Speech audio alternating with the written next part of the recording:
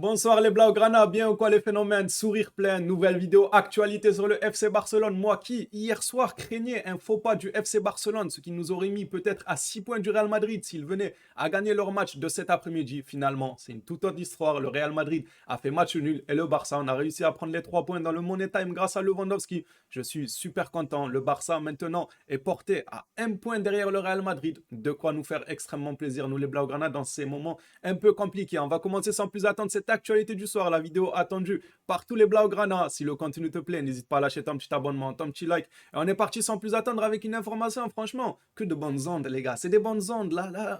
C'est le moment pour être heureux pour nous, les Blaugrana. On n'est quasiment jamais heureux ces dernières saisons. Là, c'est le moment de partager quelques informations qui mettent quand même le sourire. 10 clean sheet en 12 matchs pour Ter Stegen et ça me fait extrêmement plaisir pour lui parce que pour moi, c'était un gardien qui était fini. Pour moi, c'était un gardien mort. On voyait un manque de confiance sur ce gardien. Alors, je parle des saisons passées, hein, pas de cette saison où il est très très bon. Les saisons passées, moi je ne croyais plus en lui, je croyais vraiment plus en Ter Stegen. Je sais qu'il y en a qui vont se ramener avec l'argument oui, la défense n'était pas bonne. C'est vrai, la défense n'était pas bonne, la défense faisait peur. La défense c'était des plots devant Ter Stegen et ça n'aide pas un gardien pour qu'il soit mis en confiance s'il sait que ses défenseurs, ils sont pas top. S'il sait qu'ils sont pas top, c'est normal que ça va jouer sur sa confiance. Même moi, j'utilisais cet argument de oui, mais la défense n'est pas rassurante devant lui, c'est normal, voilà. Mais il y avait quand même beaucoup de buts qui étaient de sa faute. C'est bien beau de dire la défense n'est pas top, mais il y avait des buts qui étaient de sa faute. Franchement, que ce soit son placement, que ce soit ses sorties catastrophiques, et j'en passe. Vous-même, vous savez, les Blaugrana, ces dernières saisons, ils ne nous avaient pas rassurés, même s'il y a des arguments, comme j'ai dit, au niveau de la défense fébrile,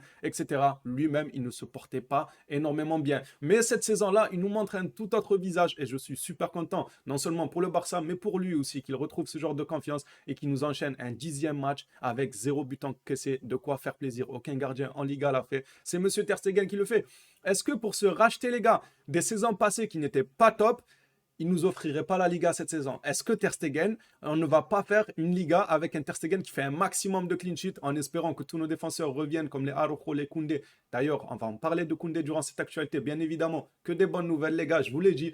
Mais en tout cas, s'il continue sur cette route-là, ça se trouve que c'est lui qui va nous offrir la Liga. Et de quoi se racheter très très bien, même, je dirais. Il se rachète très très très bien.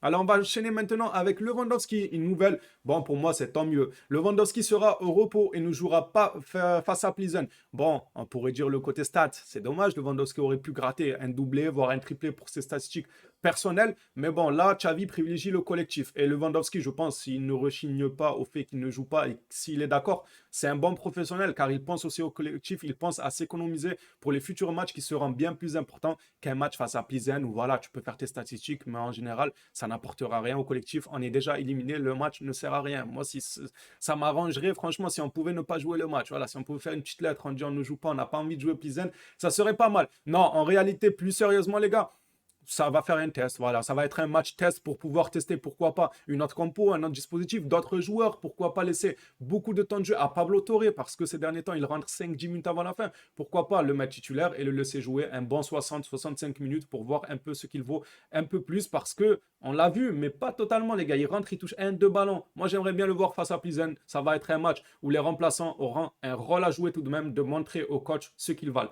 On va voir ce qui va donner ce match, je le regarderai personnellement, les gars, même s'il n'y a pas forcément d'enjeu. Je pense que je le regarderai. On verra bien. Voilà maintenant le classement de la Liga. Le Real Madrid a 32 points, suivi du Barça à 31 points. C'est très très bien, franchement, plus qu'un point. Et je pense que ce Real Madrid-là, avec une Ligue des Champions à côté, ils vont accumuler énormément de fatigue. Bon, nous aussi, on aura l'Europa League, bien évidemment, mais ce n'est pas la même intensité que tu retrouveras en Europa League qu'en Ligue des Champions. Donc je pense que le Real va perdre des plumes au cours de la saison. Je pense que le fait qu'ils soient en Ligue des Champions, bon, c'est très bien. On va pas dire, voilà, on va pas cracher sur la Ligue des Champions. C'est très très bien, c'est honorable.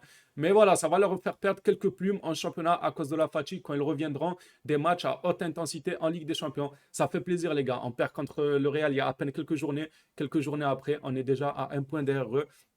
Il y a de quoi faire extrêmement plaisir. On va passer maintenant à une nouvelle sur Kessié. Vous le savez, les gars, je ne l'ai même pas partagé cette information parce que je n'y croyais pas trop. Il y avait des rumeurs qui disaient comme quoi Kessié pourrait quitter le FC Barcelone dès janvier. Je n'y croyais pas, c'était trop tôt pour commencer à parler d'un départ de Kessié, malgré que Xavi, voilà, c'est pas top entre, on va dire, Xavi, l'utilisation qu'il a de Kessié, mais pour moi, c'était trop tôt que Kessié pense à partir en janvier. Eh bien, son agent a parlé bien évidemment de cette rumeur. Georges nous dit, agent de Kessié, du coup, Les rumeurs de départ, ce sont des fake news, des informations totalement fausses. Il est heureux à Barcelone. Donc voilà, malgré ce qu'on peut voir et ce qu'on peut croire, son agent nous dit que Kessié est bel et bien heureux à Barcelone. Et Kessié lui-même, quand il est arrivé en interview, je me rappelle qu'il avait dit il n'avait pas encore sa place de titulaire au Barça, mais qu'il allait tout faire pour l'avoir, se battre pour l'avoir. Et je vois des communiqués à gauche, à droite qui disent comme quoi quand l'équipe rentre au vestiaire ou bien qu'il rentre chez eux, Kessié prend le ballon et continue de s'entraîner tout seul après le match, etc.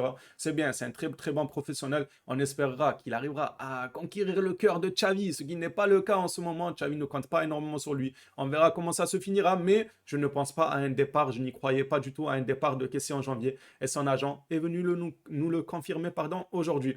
On va passer maintenant aux blessés. Hier, Koundé et Eric Garcia sont sortis. On pensait tous sur blessure, mais normalement, d'après ce que le staff technique a communiqué, non, pas de panique, il n'y a pas de blessure. Dans le premier communiqué, on nous apprend pas de blessure ni pour Eric ni pour Koundé. Les deux seront présents vers Almeria en Liga, donc ils seront déjà là sur le match face à Almeria en saison. Le club confirme qu'ils ont eu des surcharges musculaires.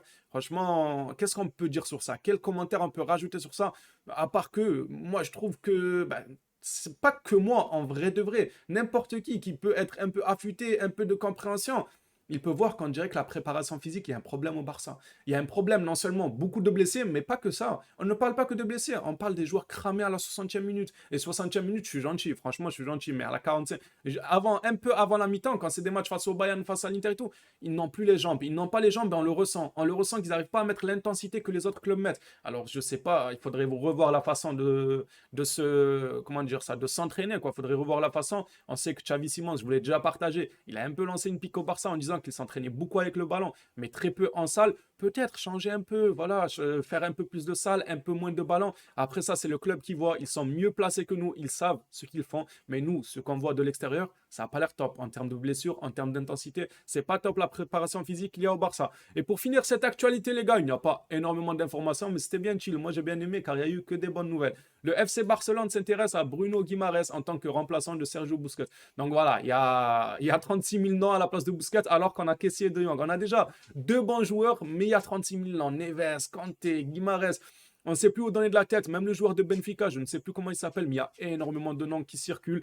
Bon, pour ceux qui me disent tout le temps, pourquoi on cherche un nouveau numéro 6 alors qu'on a Frenkie de Jong, tout ça? Le problème, c'est que le club n'a pas l'air de compter sur Frenkie de Jong. Nous, on compte sur lui. Nous, les supporters, on sait ce qu'il vaut. Mais le club, il n'a pas l'air de compter sur lui. C'est pour ça que tout le monde envoie un peu tous les 6 au Barça. Parce que tous les journalistes se sont mis en tête que le Barça veut se séparer de Jong. Et ce n'est pas encore terminé la saga De Jong qui est poussée vers la sortie. Et c'est pour ça qu'on voit beaucoup de noms annoncés au Barça à la place de Busquets, Guimaraes, Neves, etc. Nous, Blaugrana, on aimerait bien que ce soit Frenkie de Jong qui ait cette responsabilité. Le club, pour l'instant, n'est pas du même avis. Voilà, cette actualité terminée. Merci à toi si tu as suivi jusqu'ici. Ça fait extrêmement plaisir. N'hésite pas à la liker, à t'abonner. Ça me ferait en retour extrêmement plaisir. On se dit à la prochaine vidéo sur le FC Barcelone. D'ici là, prenez soin de vous les Blaugrana.